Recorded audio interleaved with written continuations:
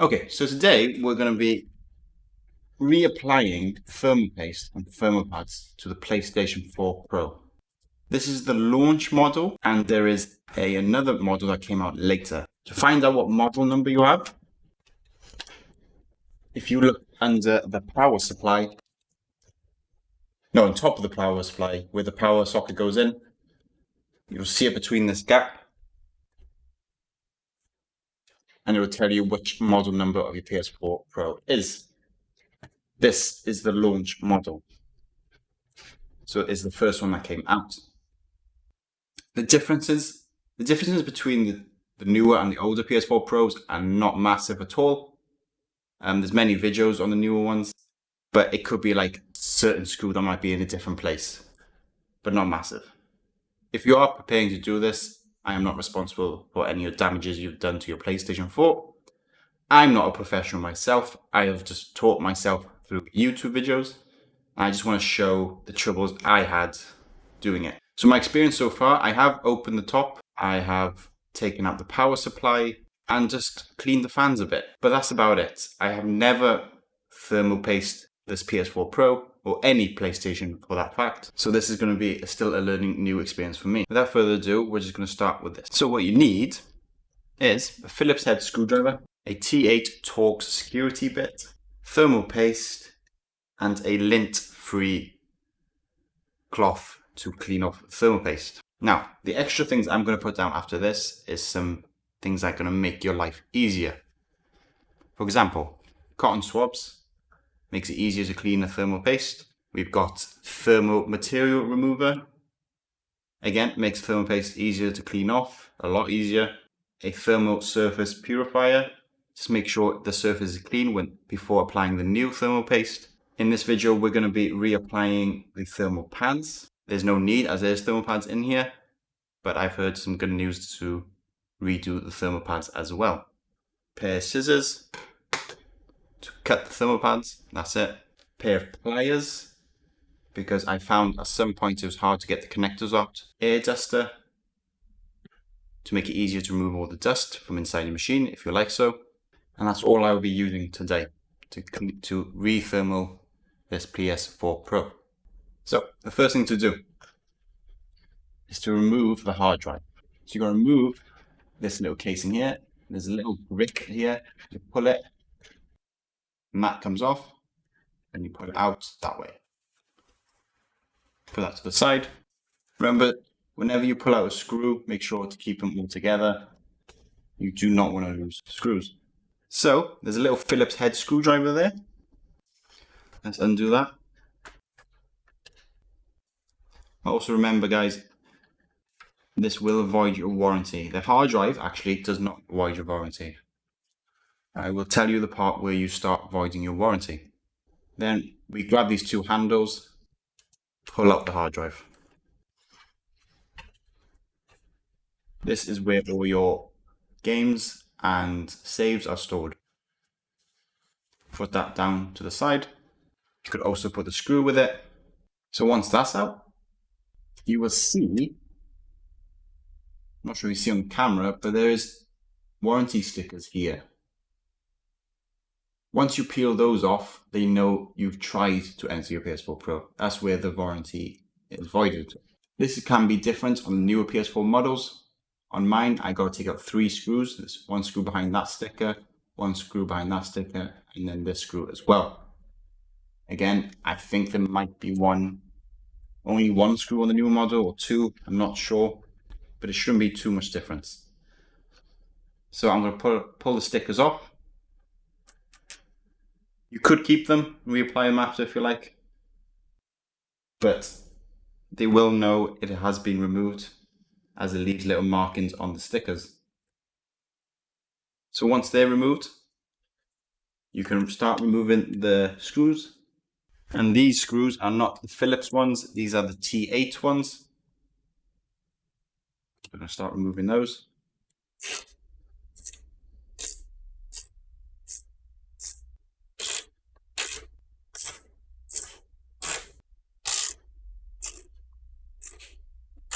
So what you got to do now is take the bottom cover off.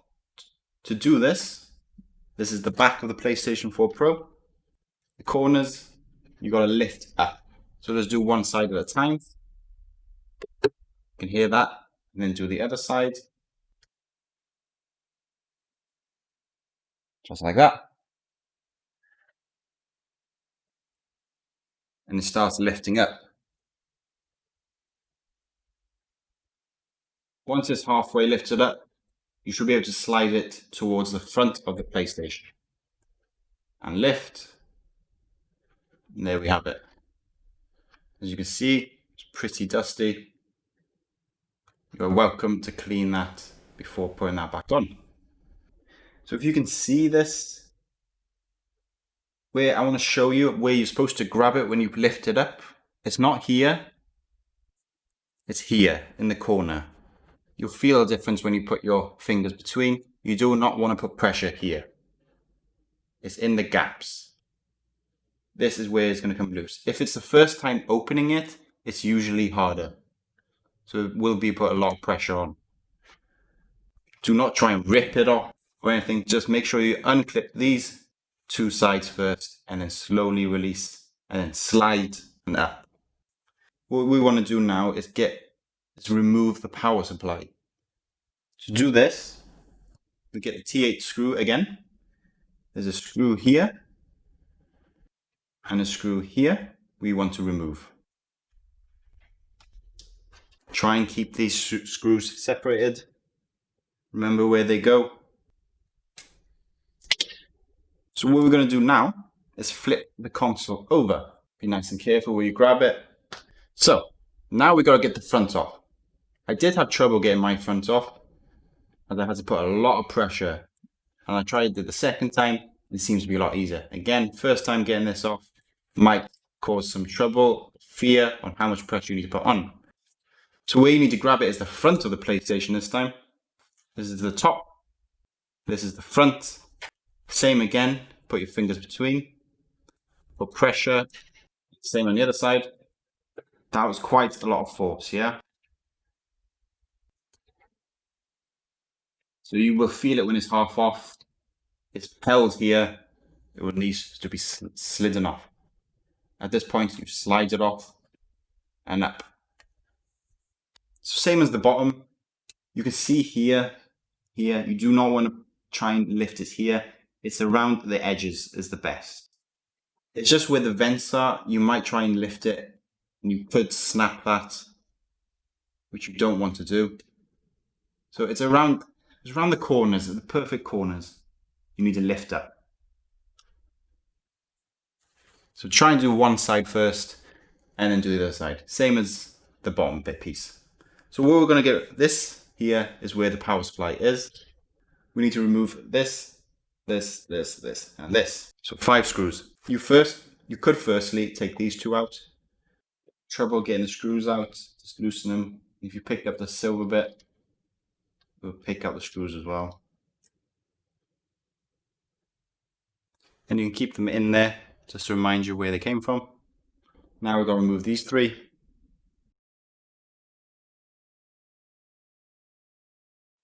Okay, so now to get this out, what we need to do, there's no actual handles or grips to help you pull it out.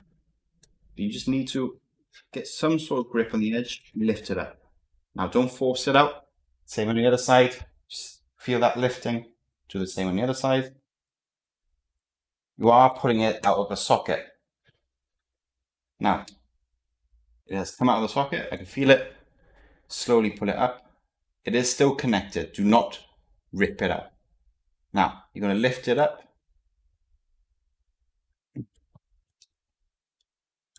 And you can see where it's connected. And there's a little hook here where you need to unhook it. And this will allow you to lay it flat. This is the hook I was talking about.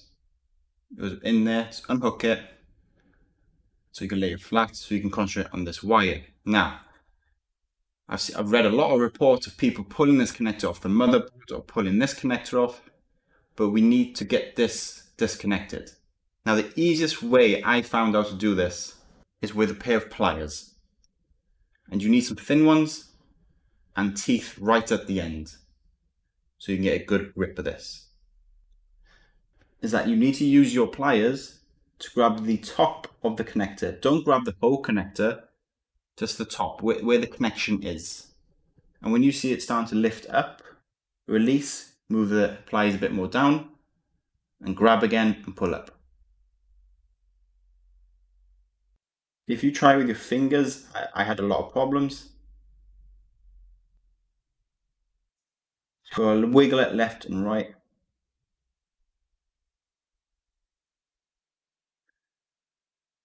This is where I found the hardest problem.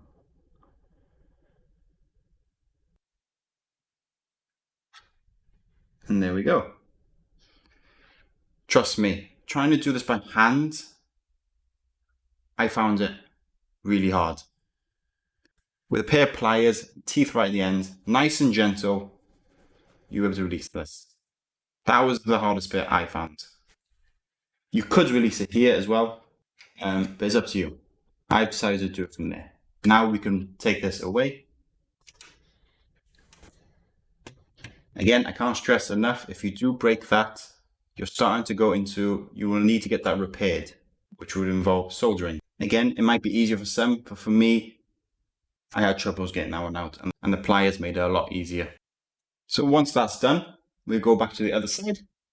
It already feels a hell of a lot lighter without the power supply. So what we need to do is disconnect all these cables. I did this before, and I didn't have any troubles. So for example, I grab this with my fingers, just wiggle it back and forward, just like that. Same with these, you can grab the blue tabs. No, doesn't need much force. Just wiggle left and right.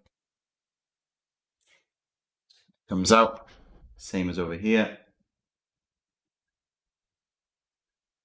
Here, nice and gentle. Same as this one. And this one.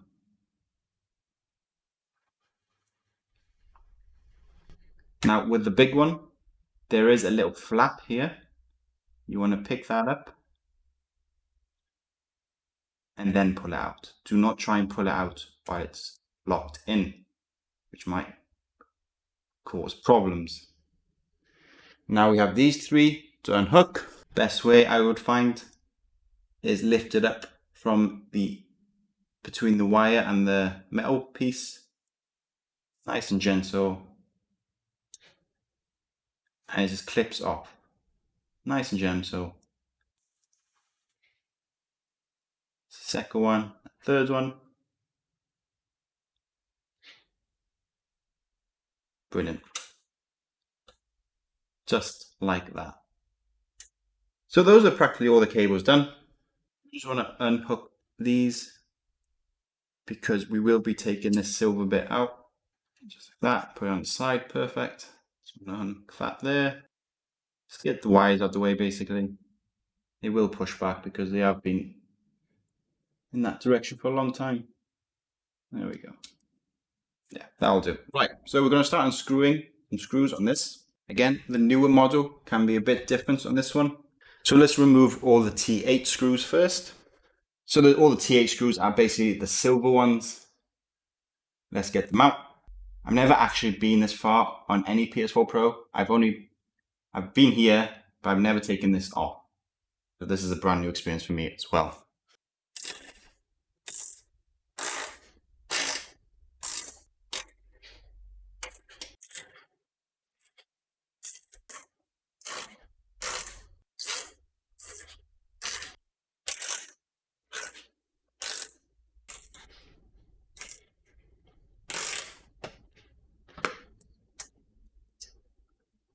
So once all the other ones are out, there are some Phillips head screwdrivers that need to be taken out, the black ones.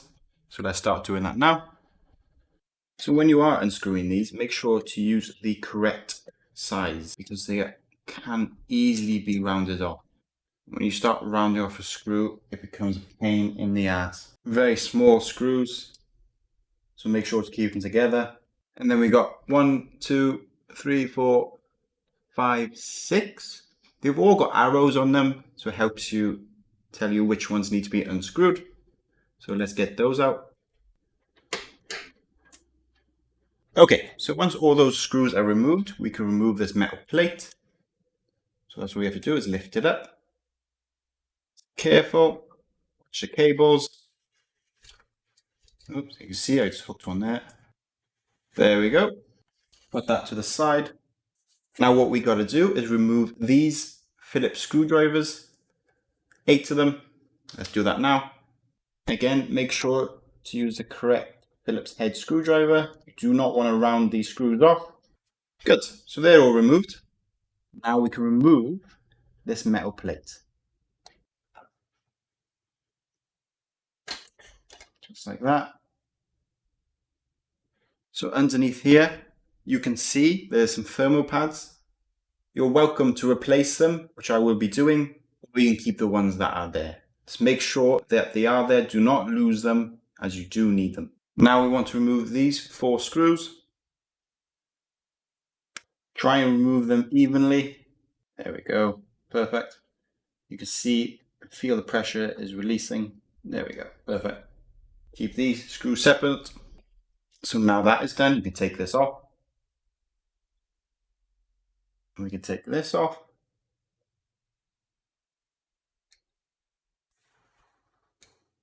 Nice, slowly. So you can put that to the side.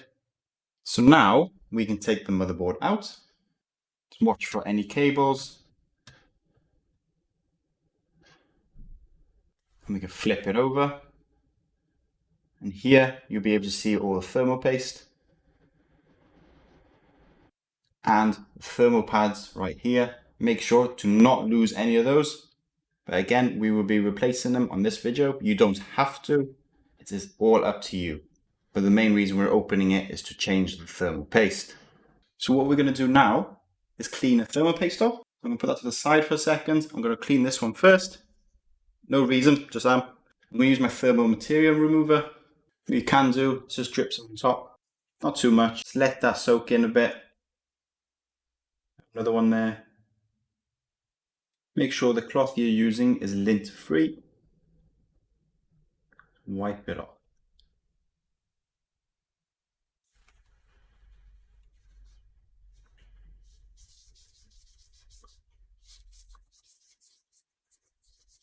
There you go. You only have to use cotton swabs if it's in a tight fit. For example, this one. Let's do this now.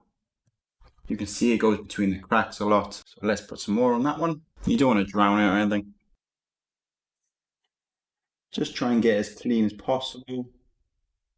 I wouldn't worry too much if there is some left over between the cracks. As long as the main chip is pretty clean, you should be absolutely fine. So I'm going to leave it like that. That should do. What I'm also going to do is clean the fans. So what you got to do to get this off is remove this screw here and this screw here. They both got arrows on them. Let's remove those now.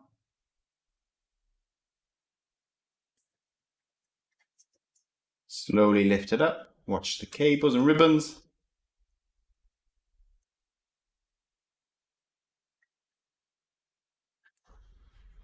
There we go. So underneath, you should be able to see the radiator here. And what you can do, just clean it, put an air duster through it, which I'm going to do outside. We'll be doing it here, and it should be nice and clear. Don't use anything like water or anything, just an air duster, blow through it. It's up to you. Get the dust out. Maybe a good idea to do the fan as well. To do the fan, really simple. Remove this screw and this screw. They both got arrows on it, and just take it out.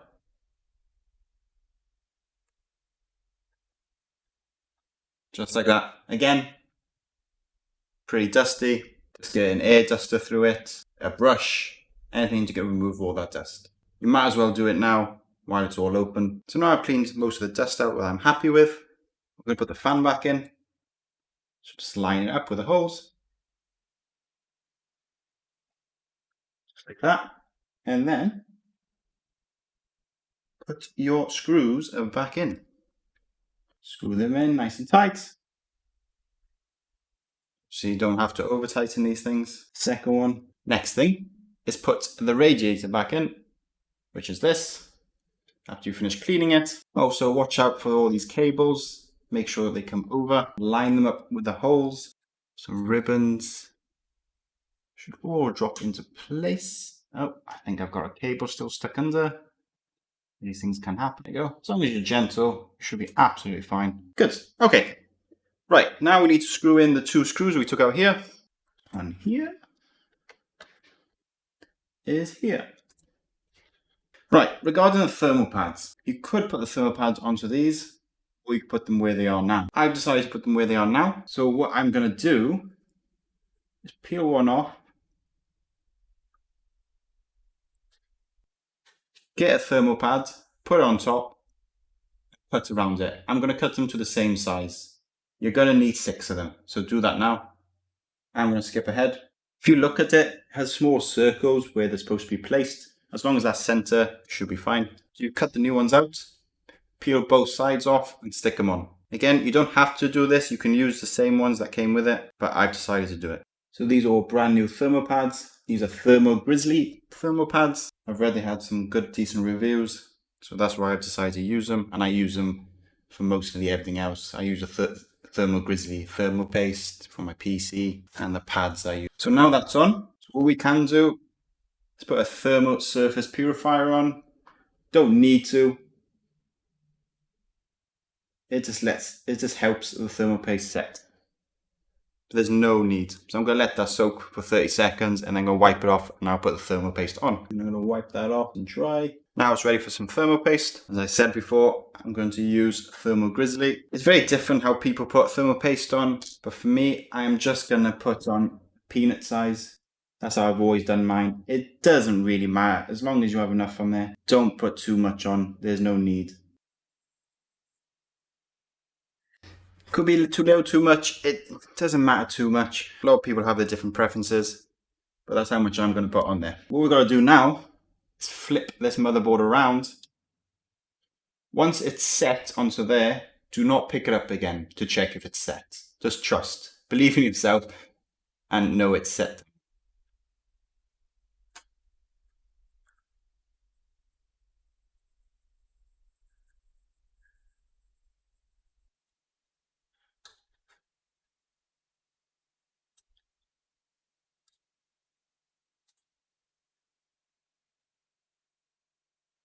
Sure the ribbons come through.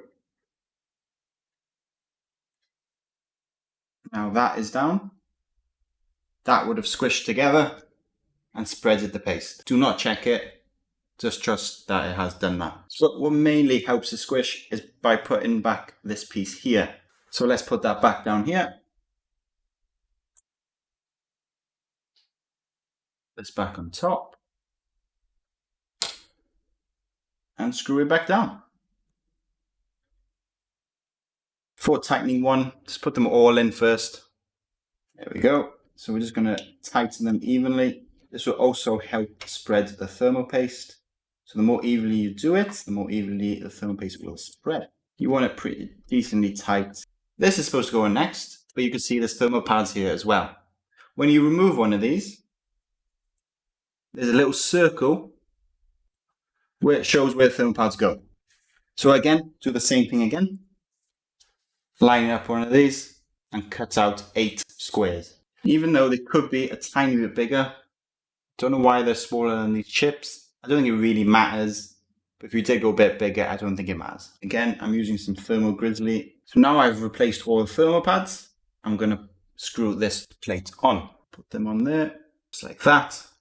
And then we want to screw the screws back in. 8 screws. All of them have arrows on it. Very helpful. Brilliant. Now once that's on, we can put the metal plate on top back on.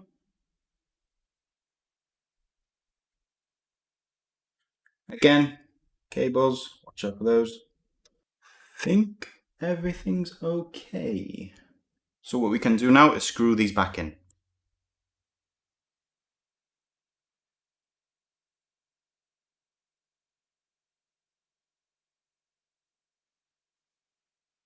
So now we can put the T8 screws back in.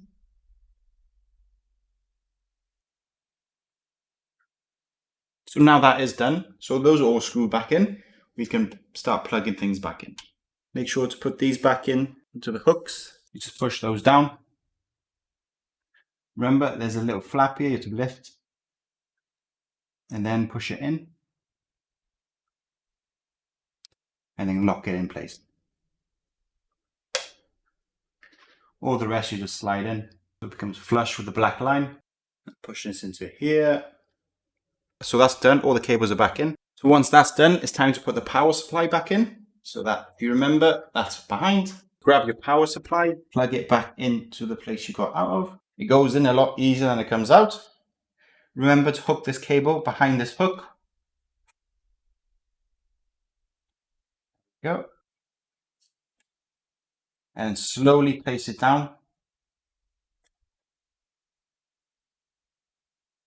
Push it both sides so it clips in.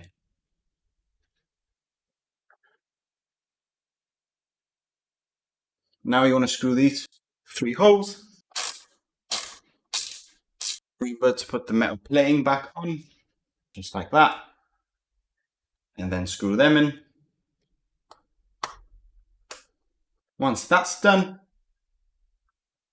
we can put the top back on. As everything's done on this side, so the back slides on.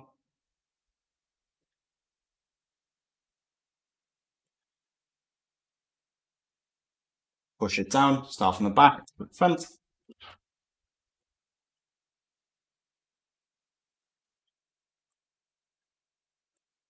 Flip it over. We've got 2 more screws. Now that's done, so the bottom goes on now. So this one, front slides in. Slide it all the way in. You can always line up the back. In the back, you'll see where it lines up. There we go. Start clipping things down.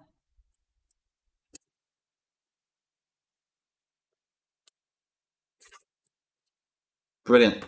Now in the back, we're going to start screwing these back in where the warranty stickers were.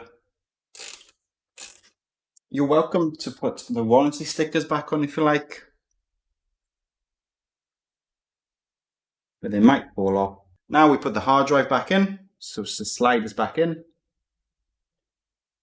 Feel it click in. And then we screw that back in. Tighten that screw there and put the little piece of plastic back on. And that's it.